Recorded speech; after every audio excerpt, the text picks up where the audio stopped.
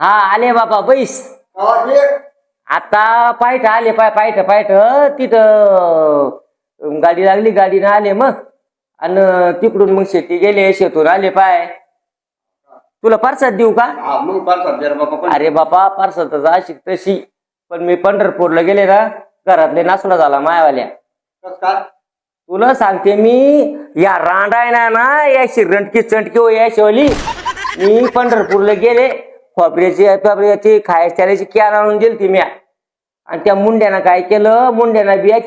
मोकळं तेल बंद केलं ना नाही तर या घुबडीच्या याच्या मड्यावर घालायला मी ना ते मोकळं तेल आणा जाय. हा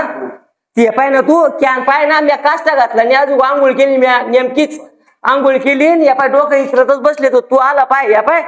त्याची रटकी चटकी बेल्याची या शेवली पण हा ती बंदी कॅन खाली केली या रांडाय ना आणि मग आपला गोबले मग आपला गोबले भेटला मग तिकडं म्हणे मा ओ मा याय ना म्हणे दररोज डाळ बिट्ट्या करून खा जाय म्हणे मग यायची पाय ना कशी चटकी करू मी हा यायला काही लाजा वाटल्या का यायला हा सांग बर तू मला. अरे भाऊ येस नाही तुपाचं डबकं मी पाय कसं खाली केलं तर हा हे पाय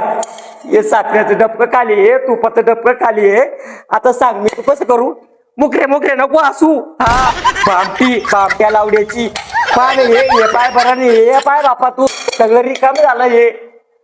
हा. आणि मी पंढरपूरून आले ना तो मऊ म्हातारं तिकडे भेटलं पाय तो मऊ म्हातारं ना मी घरून गेले ना मा म्हाताऱ्याचा चेहरा जुनू गुलाबाच्या फुलावानी होता पाय आणि म्या पाहिला ना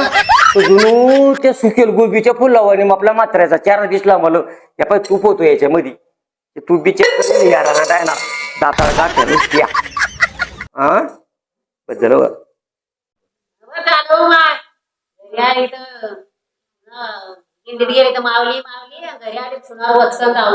हा चांगलं म्हण तू मला चांगल्या म्हणी पाठ करून तुला तो हा आणि माऊली घरी आल्यावर सुनार धावली सुनापा ना रांडा कशा खात्यात बापाच्या मध्ये अहो गाल पा ना गोबरेवानी झाले तुमच्यावाले रंड्या हो हा.